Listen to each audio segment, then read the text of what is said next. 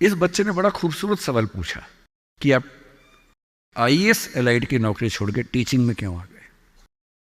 मैं इस सवाल में दूसरा सवाल जोड़ देता हूं।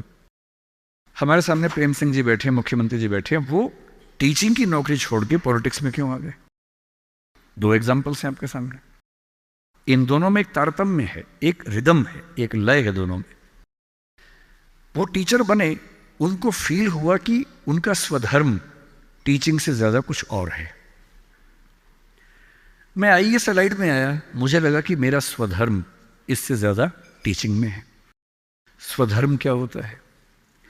आपने गीता पुस्तक का जिक्र सुना होगा, उसमें श्री कृष्ण ने स्वधर्म का जिक्र किया है।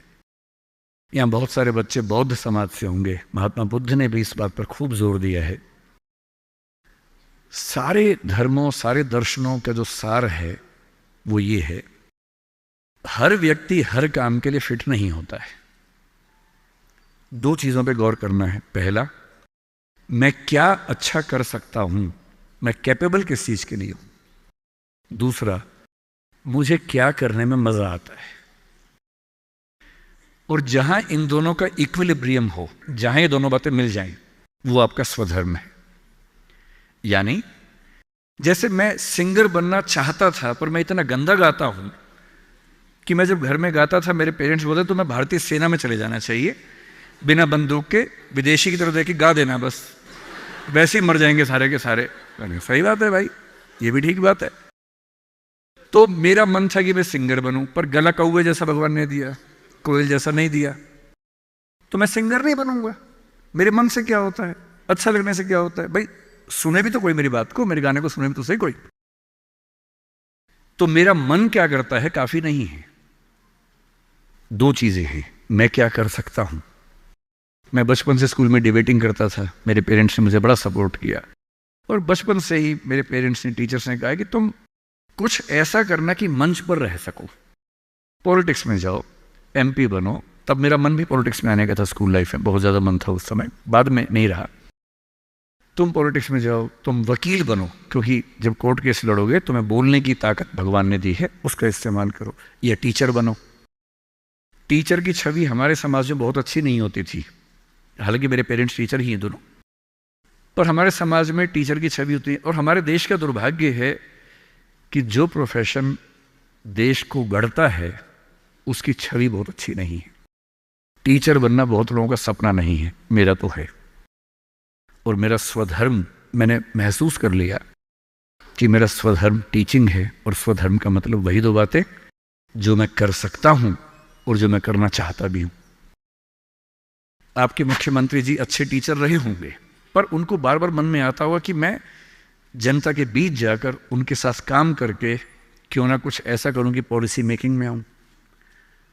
उनका स्वधर्म उनको वहां खींच के ले गया, तो उन्होंने वो किया। और इस दुनिया में जो भी सफल इंसान आपको देखे, कोई भी सफल व्यक्ति देखे, किसी भी फील्ड का वो, आप हमेशा देखेंगे वो वही व्यक्ति है जो अपने स्वधर्म पे चल रहा है, जिसने वही रास्ता चुना जो उसकी क्षमताओं यानी कि कैपेबिलिटीज और उसके इंटरेस्ट यानी कि उसकी इच्छाओं से मैच करता था। तो आप सबसे मैं कह रहा हूं कि आईएएस या पीसीएस या सरकारी नौकरी की अंधी दौड़ में मत दौड़िए। मैंने बहुत सरकारी नौकरी वालों को देखा है दुखी रहते हुए। सरकारी नौकरी में अच्छा वेतन है तब भी दुखी है, क्योंकि वो नहीं कर पा रहे जो दरअसल करना चाहते थे। सरकारी नौकरी में क्या होता है, सुरक्षा मिलती है, सेफ्टी होती है, सिक्योरिटी होती है, सम्मान मिलता है, समाज के लोग पूछते हैं आपको कि आप सरकारी नौकरी में हैं। गस्टेड ऑफिसर होंगे तो स्टैंप लगा के साइन करने की ताकत आ जाती है। आप जज हैं तो आपकी बात में वजन होता है। आप आईएएस आईपीएस है तो आप पूरा राज्य या देश चला रहे हैं। तो ताकत तो है, अच्छा है, सुरक्षा बहुत ज्यादा है। सबसे पहले ध्यान से सोचिए कि आप अपने जीवन से चाहते क्या है। मैंने जब नौकरी की तो मैंने फील किया कि इस नौकरी से मेरी जो मूल जरूरतें हैं वो पूरी हो नहीं पा रही। क्या जरूरतें हैं? मुझे अच्छा लगता है कि मैं खूब पढ़ूं और मंच पे खूब बोलूं। वहां कहा कि अब मंच पे जा ही नहीं सकते, कोड ऑफ कंडक्ट। मन कह रहे यार, जिस चीज के लिए पैदा हुआ वही नहीं कर पाऊंगा मैं तो। फिर दिन भर फाइलों में काम करना है। अब फाइलों में काम करना अच्छा लगता है कई लोगों को, मुझे नहीं अच्छा लगता, मेरा नहीं है ऐसी रुचि है, तो मैं क्या करूं। मेरा मन करता था कि मैं खूब पढ़ूं, गहरी चीज़ें पढ़ूं। वहाँ तो वही पढ़ना है जो सरकार के हिसाब से चीज़ें आती हैं, उसमें कोई बहुत क्रिएटिव स्कोप नहीं होता है। तो मैं कुछ महीनों में समझ गया कि ये मेरे बस की बात नहीं है।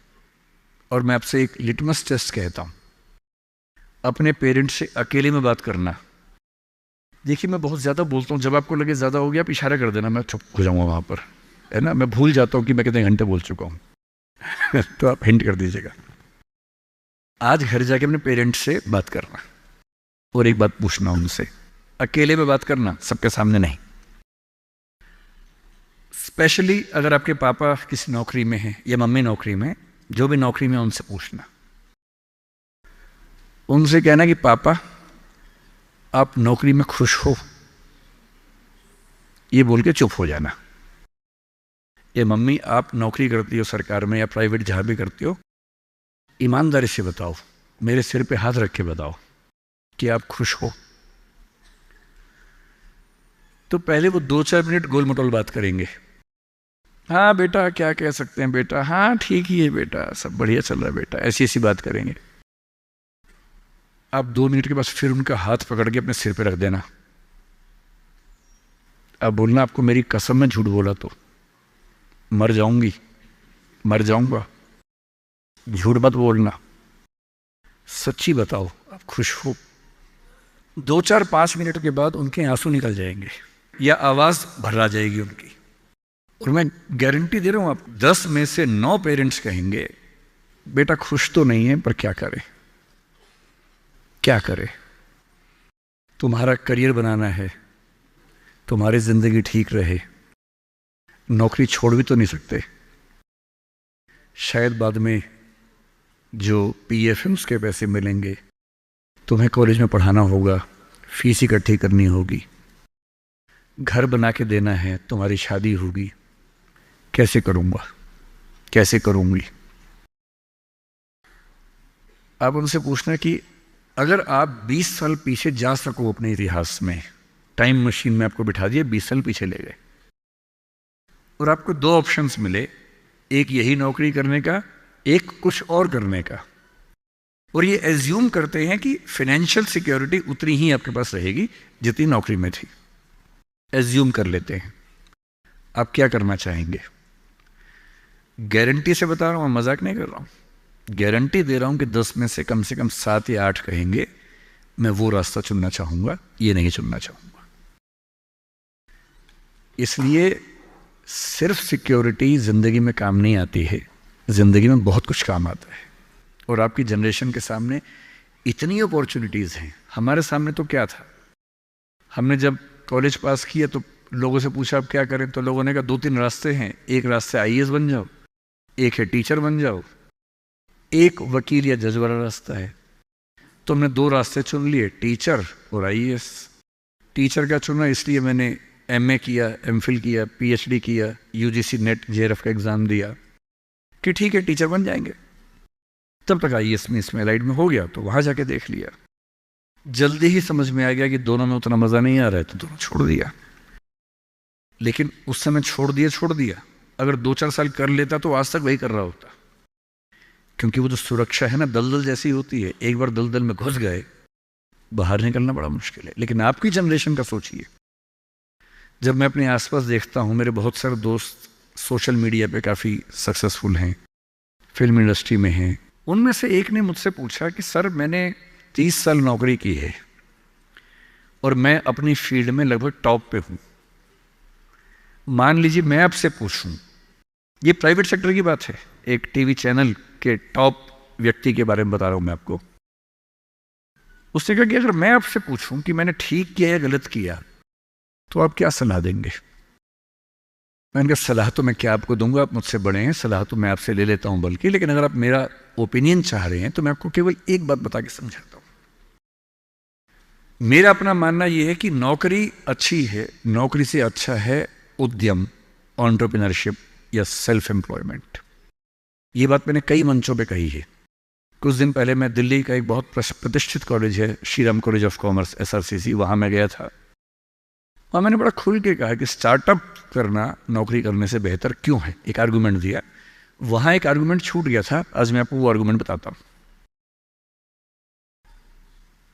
जब हम नौकरी करते हैं, मैंने उसी व्यक्ति को कहा कि जैसे आपने नौकरी की है, 30 साल हो गए, आपके पास 3-4 साल बचे होंगे। उसने कहा सर 3 साल बचे हैं, फिर मैं रिटायर हो जाऊंगा। मैंने कहा आपने ज़िंदगी भर में, मेरे ख्याल से आपकी महीने की सैलरी आजकल शायद 1.5-2-2.5 लाख रुपए होगी। आपने ज़िंदगी भर में ठीक ठाक पैसा कमाया होगा, पर जितना भी कमाया होगा लगभग उतना खर्च भी हो गया होगा, क्योंकि खर्चे भी तो बढ़ते हैं ना परिवार के समय के साथ। बच्चे हैं, करियर है। बोले हाँ सर, कुछ बचता नहीं है, बस ये है कि काम चल जाता है। मैंने कहा अब 4 साल में रिटायर होंगे, आपने एक घर ज़रूर खरीद लिया होगा नोएडा वोएडा में। बोले हाँ सर, नोएडा में। नोएडा दिल्ली के पड़ोस में है, जहाँ कई लोग रहते हैं। दिल्ली में नौकरी करके घर खरीदना बड़ा मुश्किल काम है। तो दिल्ली में जो लोग नौकरी करते हैं, दिल्ली के आसपास घर खरीदते हैं। नोएडा एक जगह है, इंदिरापुरम एक जगह है, गुड़गांव एक जगह है, वहाँ आमतौर पर घर खरीदते हैं, जो दिल्ली से सस्ता मिल जाता है और अच्छा घर मिल जाता है। मैंने कहा अब रिटायर हो जाएंगे, रिटायरमेंट के बाद कितने पैसे आपके पास होंगे, ज़िंदगी भर की बचत? बोले सर मैंने कुछ स्कीम्स में पैसा लगा रखा है, लेकिन मेरे पास 10-15 लाख रुपए कैश होगा, और जो स्कीम्स मैंने इन्वेस्ट किया हुआ है, मैंने सही टाइम पे इन्वेस्ट कर दिया था, तो मुझे महीने का 50-60-70 हज़ार रुपये वहाँ से आता रहेगा, जिससे मेरे खर्चे निकलते रहेंगे, मेरी फैमिली सेफ रहेगी, मतलब हस्बैंड वाइफ हम सेफ रहेंगे। मैंने बढ़िया है। मैंने कहा सिनेरियो नंबर 2 सोच के देखिए ज़रा। फिर मैंने ये भी पूछा आपके बच्चे करते क्या हैं? तो उन्होंने कहा कि सर मेरा एक बच्चा तो सॉफ्टवेयर की दुनिया में है, एक बच्चा मेरा मीडिया में ही, जर्नलिज्म में ही काम करना चाहता है, वो अभी पढ़ रहा है, जल्दी ही नौकरी शुरू कर देगा। मैंने कहा जब वो नौकरी शुरू करेगा उसकी सैलरी क्या होगी? बोले सर शुरुआत तो 30-35 हज़ार से होनी चाहिए, धीरे धीरे फिर परफॉर्मेंस के हिसाब से सैलरी बढ़ जाएगी उसकी। मैंने कहा चलिए अब चैनल चेंज कर लेते हैं। मान लीजिए कि आपने 30 साल पहले नौकरी की जगह अपना उद्यम शुरू किया होता। लेट अस एज्यूम, मैं जानता हूं कि अपना उद्यम करने में खतरा ज्यादा होता है, बहुत ज्यादा होता है। 1000 में एक उद्यम बेहद सफल होता है, जिसको आप देखते हैं अखबारों में, स्टार्टअप, और वो क्या बोलते हैं, यूनिकॉर्न। यूनिकॉर्न का मतलब एक सींग वाला घोड़ा, ऐसा घोड़ा जिसका एक सींग हो। एक माइथोलॉजी है यूरोप की, उसमें यूनिकॉर्न का जिक्र आता है। वो तो 1000 में एक होता है यूनिकॉर्न। बाकी लेकिन ये है कि आप रीजनेबल सक्सेस तो आप ला सकते हैं थोड़ी सी मेहनत करके। धीरे धीरे लोग आपको जानने लगते हैं, एक ब्रांडिंग बनने लगती है, और 3 साल का मानते हैं कि ब्रेक इवन का एक जस्टिफिकेशन पीरियड है, कि 3 साल अगर आपने ठीक से काम कर लिया। एक ये फॉर्मूला आप भी समझ लें, दुनिया में कोई भी काम हो, कितना भी मुश्किल हो, अगर आपने 3 साल उस पर ठीक से खर्च कर दिए तो मान के चलिए कि उसमें आपको सक्सेस मिलनी तय हो जाएगी। 3 साल का गोल्डन रूल है। तो मैंने उस व्यक्ति से कहा कि अगर आपने 3 साल स्ट्रगल कर ली होती, अपना काम शुरू किया होता, लेट अस एज्यूम, और सफल हो जाते, और मान लीजिए सफल ना होते तो नौकरी कर लेते, ऐसा भी क्या है, 30 साल नहीं 27 साल नौकरी कर लेते, कौन सी ऐसी खास बात है। और यदि आज आपका एक एम्पायर खड़ा हो जाता, अभी आप नौकरी करते हैं, उस समय शायद आप 500 लोगों को, 100 लोगों को, 1000 लोगों को नौकरी दे रहे होते। कोई मुझसे अगर पूछता है ना कि मैं जिंदगी में किस चीज से सबसे ज्यादा खुश रहता हूं, सबसे ज्यादा, वो ये है कि जब मैंने नौकरी छोड़ी, अपना काम शुरू किया। शुरू में हमारे यहाँ 3 लोग काम करते थे, आज हमारे दृष्टि ग्रुप में 1800 लोग काम करते हैं, 1800। और मुझे सबसे बड़ा सुकून इस बात का है कि 1800 परिवार चल रहे हैं मेरे उस एक फैसले से। और यदि आप उद्यम करते हो, उनसे मैंने कहा, और एज्यूम करते हैं कि 30 साल की मेहनत के बाद आपका उद्यम जो है आपकी अभी की सैलरी से शायद 50 गुना ज्यादा कमा रहा होता, उस कंपनी की वैल्यू आपकी सैलरी से शायद 1000 गुना ज्यादा होती, जैसा वैल्यूएशन होता है, और आपका बच्चा अपना काम शुरू करना चाहता।